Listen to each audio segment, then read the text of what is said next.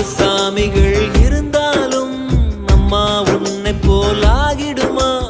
கோடி கோடியாய் கொடுத்தாலும் நீ தந்த அன்பு கிடைத்திடுமா? ரத்தத்தை நான் தந்தாலுமே உன் தியாகத்துக்கு ஈடாகுமா? நான் பட்ட கடன் தீர்ப்பேன் என்றால் ஒரு ஜென்மம் போதாதம்மா.